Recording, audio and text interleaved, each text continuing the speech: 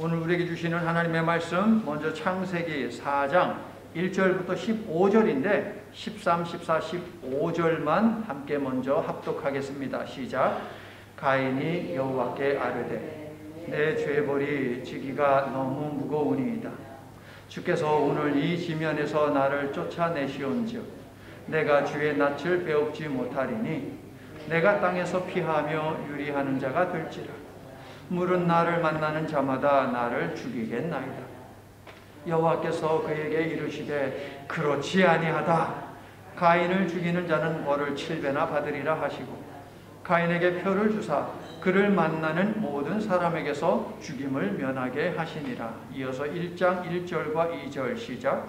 태초에 하나님이 천지를 창조하시니라.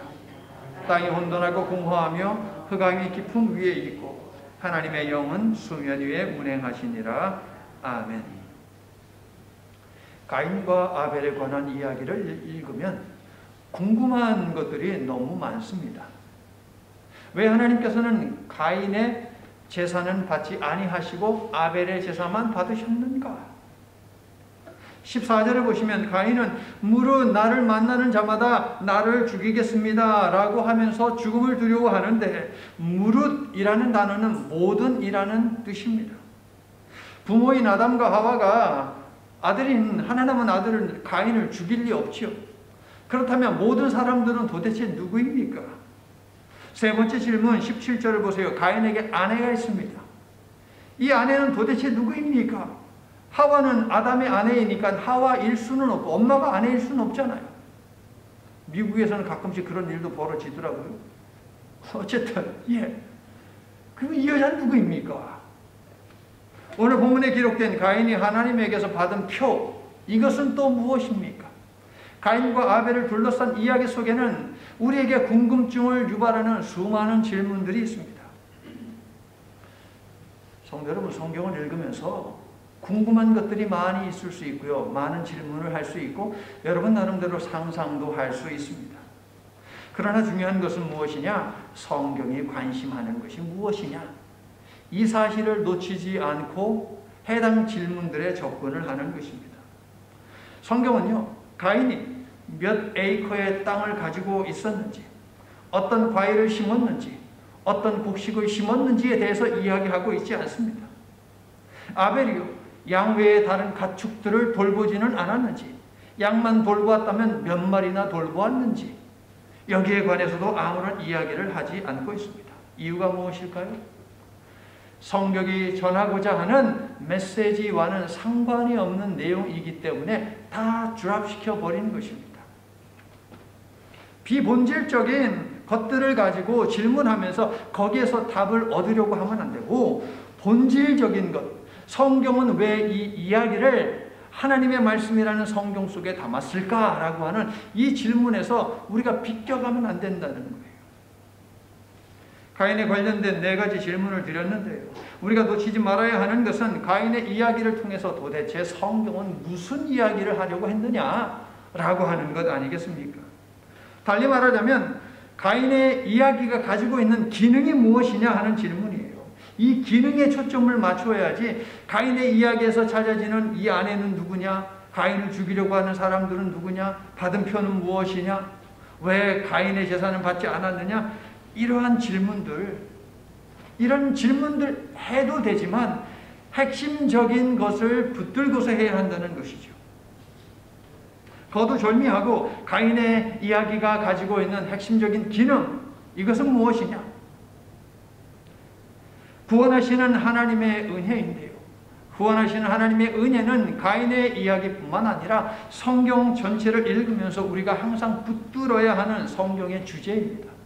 창세기부터 요한계시록에 이르기까지 구원하시는 하나님의 은혜, 이것을 붙들고 읽으면 어떤 질문이라도 우리는 그 질문에 대한 답을 분명하게 찾을 수 있을 것입니다. 지난주에 나누었던 물과 피도 역시 마찬가지입니다. 물과 피 자체가 아닌 그 속에 담긴 하나님의 마음이 무엇이냐라고 하는 것, 이것을 우리가 놓치면 안 된다는 것이에요. 물과 피에 담은 하나님의 마음이 무엇이냐?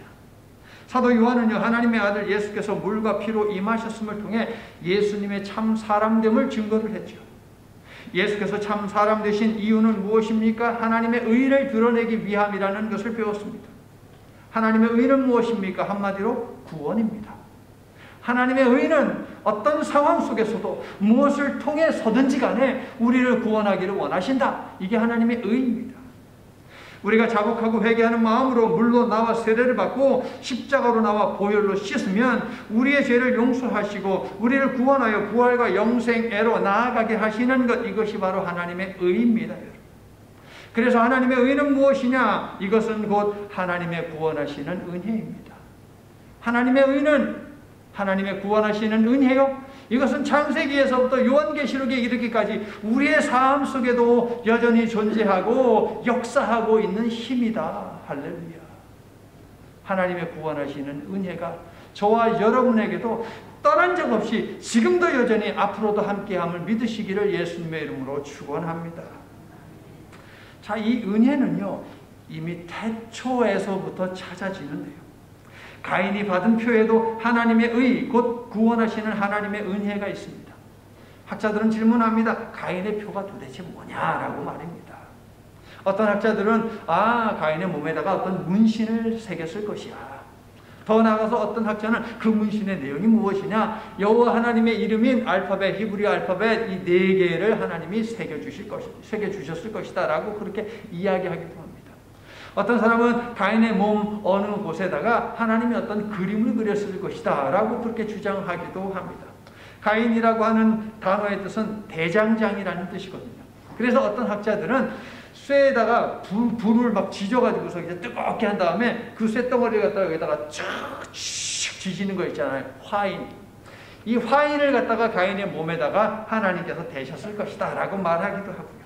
또 어떤 학자들은 출애굽기 13장 9절 16절, 민수기 16장 38절, 신명기 6장 8절, 11장 18절에 있는 미간의 표라고 하는 단어를 근거로 하여 가인의 요 미간에다가 하나님께서 뭔가 만들어서 주셨을 것이다. 새겨 넣은 것일 수도 있고 어떤 상자가 될 수도 있고 어떤 천이 될 수도 있고 그 다음에 뭐 나무가 될 수도 있고 뭐가 됐든지 간에 이 미간에다가 하나님께서 뭔가를 새겨 넣어 주셨을 것이다. 만들어서 붙여 주셨을 것이다 라고 그렇게 주장하는 학자들도 있습니다. 어떻게 보면 쓸데없을 수 있는 이런 이야기를 왜 하느냐? 학자들도 궁금한 거예요. 이 표가 도대체 무엇이냐? 그런데 그들이 주장하는 것은 전부 다 그들의 상상에서 나온 것이죠. 물론 일부는 하나님의 말씀을 근거로 해서 얘기하기도 합니다만 정답은 없습니다. 성도 여러분, 가인에게 주신 표가 무엇이냐 하는 표의 정체는 그렇게 중요하지 않습니다. 표의 기능이 중요한 것이죠. 그러므로 성경을 대하는 우리의 관심은 what, 무엇이 아니라 why, 왜라고 하는 데 있어야 합니다. 가인의 표에 대해서 표의 정체가 아니라 표의 기능이 무엇이냐라고 하는데 관심을 두어야 한다는 것이죠. 하나님께서는 가인에게 주신 표를 둘러싼 이야기를 통해서 무슨 말씀을 하고자 하셨을까요? 2가지만 말씀을 간단히 드리죠. 먼저 가인의 표는요, 누구에게서 받았습니까? 가인의 표는 하나님에게서 받았지요. 그러므로 가인의 표는 하나님께 속해 있다라고 하는 것을 증명하는 것입니다. 하나님께 속해 있다. 이 사람은 하나님께 속해 있다. 이거 정말 멋있는 표현 아닙니까, 여러분? 세상이 볼 때에 그 어느 누가 봐도 어둠의 권세가 봐도 우리를 딱 보면 우리의 뭔가 무엇이 있어가지고서 이 사람은 하나님께 속한 사람이다 라고 인정한다면 정말 멋진 인생 아니겠습니까, 여러분? 하나님 앞에서 범죄한 죄인임에도 불구하고 그를 하나님께 속한 사람이라고 인쳐주시니 여러분 감사한 것 아닙니까? 저와 여러분도 세례를 통해서 동일한 은혜를 받은 하나님께 속한 사람임을 믿으십니까? 세례를 통해서 이것이 선포되었어요. 여러분이 세례를 통해서 공적으로 나는 예수 그리스도를 믿습니다. 하나님을 믿습니다. 성령을 믿습니다. 라고 고백함과 동시에 여러분 하나님께서 인치신 하나님께 속한 존재가 되었어요. 여러분. 가인이 받은 표를 우리도 가지고 있다 하는 것이에요. 여러분 아멘이세요? 다음으로 아벨이 받은 표는 무엇이냐? 생명을 살리는 표, 즉 구원의 표다라는 것입니다. 5절을 보세요. 그렇지 아니하다. 제가 앞에다가 빨간색으로 일부러 해놓은 것이에요. 그렇지 아니하다. 죽지 않는다는 것이죠. 가인을 죽이는 자는 벌을 진일배나 받으리라 하시고 가인에게 표를 주사 그를 만나는 모든 사람에게서 죽임을 면하게 하시니라. 가인은 이 표를 통해서 목숨을 보존할 수 있었습니다. 이 표는요, 죽음에서 구원하시는 하나님의 약속으로 생명의 표 혹은 구원의 표라고 부를 수 있겠지요. 이 표를 저도 받았고 여러분도 받았지요. 그 표를 잃어버리지 않고 여전히 가지고 있는 분들은 아멘 합시다. 아멘. 이 표 우리도 가지고 있어요. 생명의 표, 구원의 표, 우리 모두 다 가지고 있습니다. 그러니까 이처럼 하나님을 예배하는 자리에 있는 것 아니겠습니까, 여러분? 사랑하는 성도 여러분, 하나님께서 주신 생명의 표 덕분에 가인은 죽음을 면할 수 있었습니다. 거꾸로 말하자면 생명의 표가 없었다면 가인은 죽었을 것입니다. 하나님께서는 살인자까지도 구원하기 위해서 그가 살해당하지 않도록 그를 보호하는 생명의 표를 주셨는데 이 표는 은혜의 표인 것이죠. 구원하시는 은혜의 표인 것입니다. 여러분, 아멘이세요? 죽을 자를 살리시니 이것이 은혜의 표가 아니면 무엇입니까? 가인이 이 은혜를 받기 위해서 한 것 무엇이 있습니까? 아무것도 없어요. 그는 회개하지 않았습니다. 그가 한 것은 무엇입니까? 하나님, 누가 나 죽일까 봐 무서워요 라고 말하는 것이 전부입니다. 여러분, 우리도 가인처럼 그럼에도 불구하고 하나님 앞에 기도할 수 있기를 바랍니다. 하나님께 마음의 소원을 아뢰 수 있기를 원합니다. 가인같이 동생을 죽인 것이 명백한 자도 죽음이 두려워서, 고난이 두려워서 하나님, 나 죽게 되잖아요. 나에게 고난이 찾아오는 것이잖아요. 그러면 어떻게 합니까? 하나님은 그의 말을 들으시고 어쩌면 그의 기도를 들으시고 그러한 살인자도 하나님은 용서하시고 살 수 있는 표를 주셨다 하는 것입니다. 여러분. 성도 여러분, 죄의 삭신 사망은요, 하나님께 불순종한 자들을 삼키는 기능을 하지만 세례를 통해 죽고 다시 산 우리를 출애굽 10번째 재앙 때처럼 지나쳐 갈 수밖에 없습니다. 여러분, 죄의 삭신 사망이 우리를 그냥 지나쳐 갈 수밖에 없어요. 이유가 무엇입니까? 출애굽 시대에는 어린 양의 피를 보고서 죽음의 사망이 그냥 가지 않았습니까? 우리를 보고 왜 사망이 지나갈 수밖에 없습니까? 어린 양의 보혈로 빤 세마포 옷을 저와 여러분은 입고 있기 때문이에요. 여러분, 입고 계시죠? 여러분, 믿음입니다.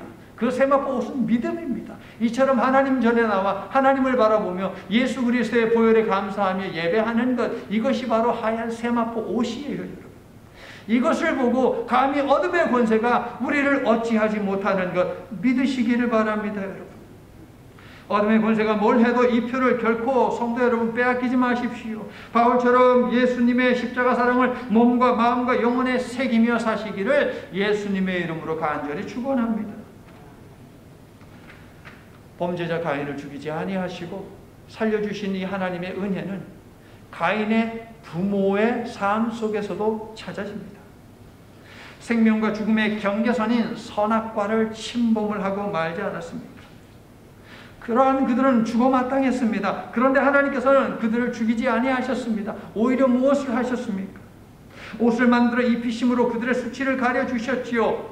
무슨 이야기입니까? 하나님께서 친히 짐승의 피를 흘려 그 가죽을 벗기시고 물로 그것을 깨끗이 빤 다음에 옷을 만들어 입혀주셨다는 것이죠. 바로 그 천연 가죽옷은 죽음으로부터 아담과 하와를 지킨 최후의 보루였다라고 하는 것입니다.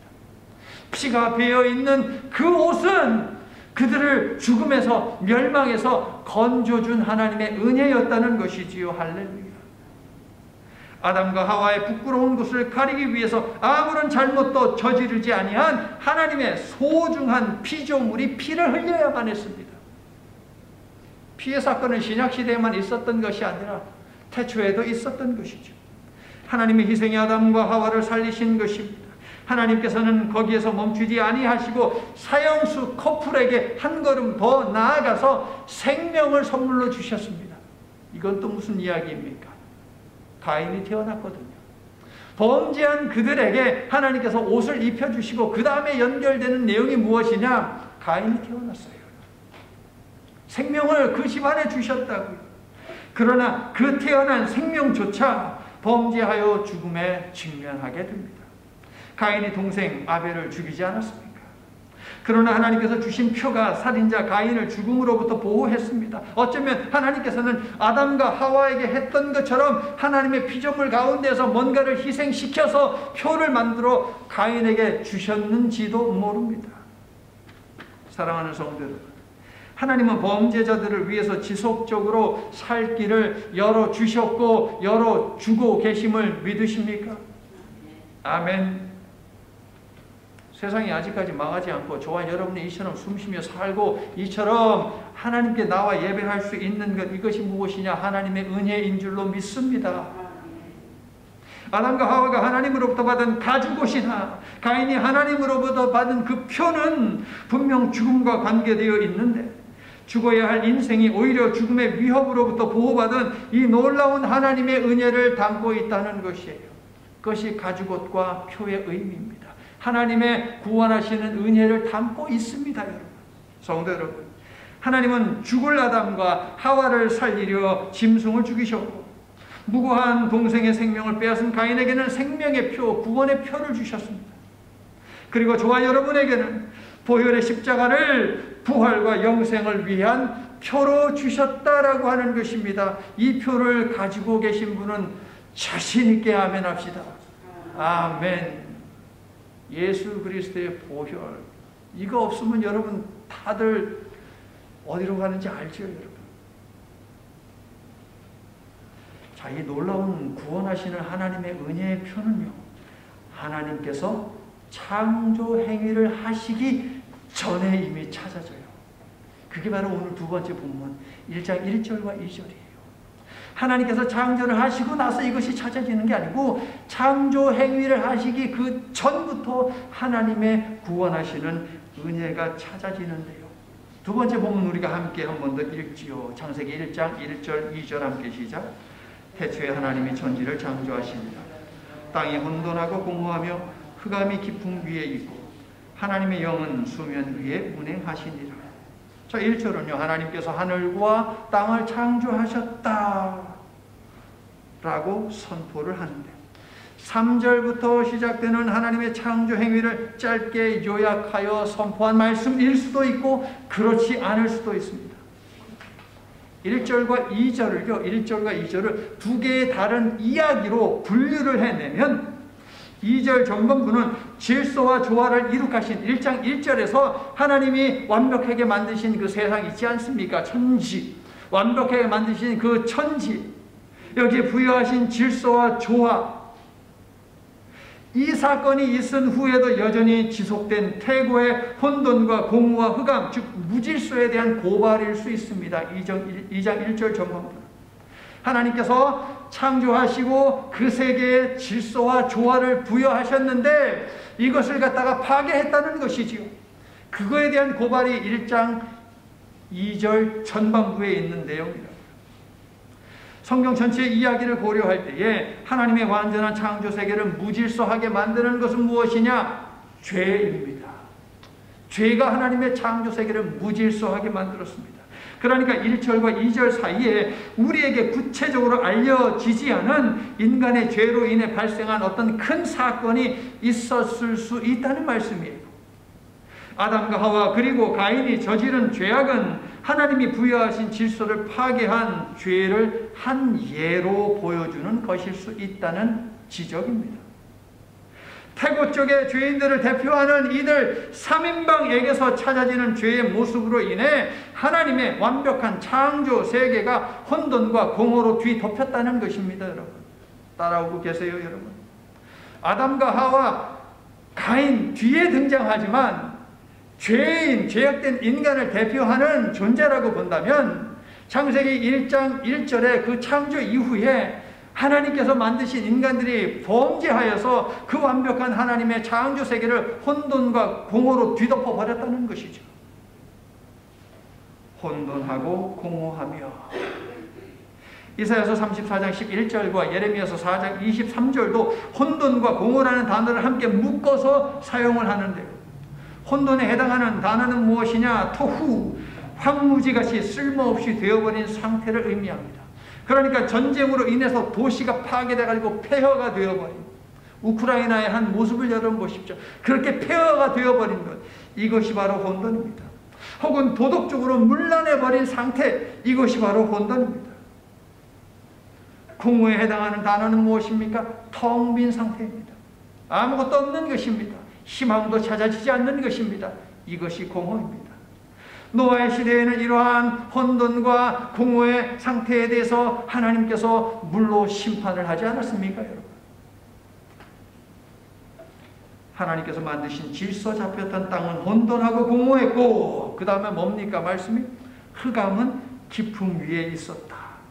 이것이 2절 전반부의 배경입니다. 하나님께서 만드신 땅이 혼돈과 공허로 뒤덮였고 흑암이 깊음 위에 있었다. 이사야서 45장 7절을 보면 흑암이라고 하는 것은 하나님이 만드신 것이다 라고 선포하고 있습니다. 어둠도 하나님이 만드신 것입니다. 태초에 천지를 창조하신 하나님은 어둠도 창조하셨는데 하나님의 것인 이 어둠이 깊음 위에 있다는 거예요. 깊음이라는 것이 있는데 하나님이 만드신 이 어둠이 깊음을 갖다가 확 덮고 있다는 것이죠. 그러면 깊음은 도대체 무엇입니까? 깊음은 바닷속 깊은 곳을 의미합니다. 바닷속 깊은 곳. 구약에서는 죽음의 장소인 수오를 이 깊음이라는 단어로 종종 설명을 하고 있고요. 신약에서는 수오는 무엇입니까? 무저갱입니다. 무저갱. 그리고 중요한 것, 고대 바벨론의 신화 속에서 깊음에 해당하는 단어는 티아마트라고 하는 혼돈을 일으키는 괴물을 지칭하는 단어였습니다. 혼돈을 일으키는 괴물, 이게 바로 깊음에 해당하는 단어라고요. 그러므로 하나님이 창조하신 흑암이 깊음 위에 있다는 것은 무엇입니까? 이 세상을 창조하신 하나님께서 혼돈의 세력과 싸우고 계신다라고 하는 그림이 그려지죠. 깊음은 혼돈입니다. 깊음은 죽음입니다. 깊음은 멸망입니다. 죽음이 거하는 것입니다. 그런데 그곳을 하나님께서 만드신 어둠이 덮고 있다는 거예요. 힘을 발휘하지 못하게 짓누르고 계시는 것이 보여지는 것이죠. 아담과 하와가 선악과를 범함으로 하나님의 창조 질서를 파괴하고 가인이 동생 아벨을 죽임으로 하나님의 창조 질서를 파괴할 때 그렇게 하나님이 창조하신 인간들이 끊임없이 혼돈의 세력들에게 휘둘려 죄를 지을 때에 하나님께서는 그 사악한 혼돈의 권세가 하나님의 창조 세계와 피조물들을 온전히 파괴하지는 못하게 하셨다는 것입니다. 요한계시록은 최후의 심판 때에 사탄과 그의 추종 세력들을 무저갱으로 보내시어 아무것도 보지 못하게 하여 아무런 힘을 쓰지 못하게 하실 것임을 알려주시죠. 그러니까 뭡니까? 창조 행위를 시작하기 전인 1장 2절 전반부에서 요한계시록, 성경 끝 요한계시록의 약속을 이미 주셨다는 거예요. 여러분, 그림 그려주세요. 어둠의 권세는 하나님께서 저 깊음 속에다가 넣어버리시고 그 다음에 하나님께서 어둠으로 덮어버리신다라고 하는 거예요. 세상에서 너희가 환난을 당하나 담대하라. 내가 세상을 이기었노라. 성도 여러분, 우리의 승리는 이미 결정된 것이니 주님의 말씀을 붙들고 담대하여 이기셨고 이기게 하시는 주님의 능력과 구원하시는 주님의 은혜를 체험하시기를 예수님의 이름으로 축원합니다. 이미 약속이 다 되어 있어요. 창세기에서부터 요한계시록에 이르기까지 우리의 구원은, 하나님의 백성의 구원은 이미 약속이 되어 있습니다. 혼란의 세력들로 인해 땅이 혼돈하고 공허하게 되었을 때, 즉 무질서하게 되어버린 세상을 하나님께서 어떻게 하셨느냐? 이게 이제 2절 후반부에 나오는 거예요. 1장 2절 후반부에 그래 혼돈과 공허로 갇혀있는 그 세상을 하나님이 어떻게 하셨느냐? 2절 후반부를 보니까 하나님이 어떻게 하셨대요? 하나님의 영은 수면 위에 운행하시느라 라고 되어 있죠. 이것은 무엇이냐면 하나님께서 그러한 세상을 심판하시기보다 그러한 세상을 품으셨다라는 의미예요. 자, 보자고요. 수면은 뭡니까? 물의 표면, 이게 바로 수면 아닙니까? 그런데 그 앞에 정관사가 있습니다. 그 수면 위에 라고 하는 뜻이죠. 직역을 하면 이렇습니다. 그 물의 얼굴 위에 운행하셨다, 이거거든요. 그러면 그 물은 무엇이냐? 그 물은 무엇이냐? 앞에 나오는 기품이죠. 기품은 뭐라고요? 물속 저 깊은 곳, 죽음이 거하는 곳이라고 고대 사람들이 믿었던 곳이 바로 기품이거든요. 그러니까 그 기품의 물 위에 하나님의 영이 운행하고 있었다라고 하는 거예요. 혼돈의 물, 인간을 혼돈에 빠뜨리는 물 위에 하나님의 영이 운행을 하고 계시더라. 자, 여기까지 따라오셨죠? 그러면 이제 운행하다라고 하는 이 단어가 핵심입니다. 운행하다. 운행하다 이것은 뭐냐면 어미새가 알을 품고 있는 모습입니다. 그리고 어미새가 저 공중 위에서 새끼들을 바라보며 그 위에서 지키면서 보호하면서 돌고 있는 모습이에요. 그러므로 하나님께서 그 혼돈의 물을 알을 품듯이 품고 계셨다 하는 것이 1장 2절 후반부의 말씀인 것이죠. 어떤 그림이 그려지십니까? 첫 번째, 하나님의 창조의 영이 혼돈의 물을 품고 계시니 혼돈의 세력은 하나님께서 허락하신 한계 안에서만 움직일 수 있다는 것입니다. 사탄이 하나님을 찾아왔습니다. 욥을 보셨지요? 하면서, 물론 하나님이 먼저 욥 의로운 자를 보았느냐라고 하면서 말씀하시죠. 그런데 사탄이 욥을 흔들기를 원했습니다. 근데 하나님이 뭐라고 하셨어요? 그의 생명은 건들지 마. 사탄이 이것저것 다 할 수 있지만 그 생명은 건들 수 없다는 것이죠. 하나님이 혼돈의 물을 덮고 계신다라고 하는 것은 무엇입니까? 혼돈의 세력들이 그냥 발광을 하면서 하나님의 백성들을 쥐고 흔들려고 하지만 한계 내에서 할 수밖에 없다는 거예요, 여러분. 그게 바로 저와 여러분의 정체성입니다, 여러분. 두 번째로, 그 혼돈의 세력으로 인해 혼돈과 공허에 빠져 있는 하나님의 새끼들, 즉 아담과 하와와 같은 가인과 같은 죄인들을 여전히 보호하시기 위해 하나님을 바라보는 그들의 얼굴 위에서 너풀거리며 돌보고 계신다라는 거예요. 이것이 두 번째입니다. 두 번째가 더 은혜롭지 않습니까, 여러분? 하나님을 바라보고 있으면 혼돈과 공허 속에서 빠져 있어서 우리가 너무 힘들더라도 우리가 하나님을 바라보고 있으면 하나님께서 우리를 보호하기 위해서 우리 위에서 너풀거리고 계신다. 지키고 계신다. 보호하신다. 라는 것이 1장 2절 후반부가 우리들에게 보여주고 있는 것입니다. 사랑하는 성도 여러분, 건강, 물질, 사업, 자녀, 관계 문제 등을 이용을 해서 여러분을 혼돈의 늪으로 빠뜨리는 어둠의 권세가 여러분을 하나님에게서 멀어지게 하지 못하게 하시기를 바랍니다. 하나님이 여러분을 품으시며 여러분을 보호하사 어둠의 권세와 싸우고 계십니다. 어둠의 권세를 꾸짖으시니 하나님을 믿고 사랑하는 성도 여러분, 당당하고 담대하시기를 바랍니다. 현실이 암담하고 불안하고 막막하고 두렵다면 그것이 바로 혼돈하고 공허한 상태입니다. 그러나 하나님께 소망이 있으니 절망의 때에 감싸시고 보호하시는 하나님을 바라보고 구원하시는 하나님의 은혜의 품속에 들어감으로 말미암아 문제도 해결받고 마음속에 평안을 빼앗기지 마시기를 예수님의 이름으로 축원합니다. 이제 말씀을 마칩니다. 성도 여러분, 아담과 하와 그리고 가인이 죄를 지었으나 그러한 세상도 그러한 그들의 삶도 하나님의 품에서 벗어날 수 없다는 것을 보십시오. 하나님이 보고 계시고 지키고 계십니다. 여러분의 부족함이나 부끄러움이 하나님 앞에 나오지 못하는 이유가 그러므로 되지 않게 하셔야 합니다. 아담과 하와 가인을 품으시고 돌보시는 하나님의 구원의 은혜는 파악이 되지 않고 파괴될 수 없는 하나님의 약속이라는 사실을 믿으십시오. 태초부터 시작된 구원하시는 사랑. 읽어주세요. 시작. 저 구원의 약속을 오늘 여러분의 심령에 새기고 고난의 때에 붙드시기를 바랍니다. 그 고난이 여러분 때문에 비롯되었던 타인에게서 온 것이든 혹은 시대적 흐름 속에서 발생된 것이든 고난의 때에 하나님의 구원하시는 은혜의 표를 하늘을 향해 보임으로 하나님, 나에게 이 표가 있습니다. 하나님이 주신 생명의 표, 구원의 표가 있습니다. 당면한 이 문제들을 지금 해결해 주시옵소서라고 기도하세요. 그렇게 함으로 해결받고 평안을 회복하며 사시기를 예수 그리스도의 이름으로 간절히 축원합니다. 아멘. 구원을 위해 태초부터 오늘에 이르기까지 그리고 이 세상을 심판하실 그날까지 일하시는 하나님, 하나님의 품은 항상 열려 있음을 잊지 않는 이 시간 머리 숙인 하나님의 백성들이 되게 하여 주시옵소서. 그리고 이런저런 이유로 저희의 발목을 붙들어 하나님의 품으로 가지 못하게 막는 모든 핑계들을 내려놓고 가장 먼저 주님께로 향하는 저희가 되도록 움직여 주시옵소서. 예수님 이름으로 기도드립니다. 아멘.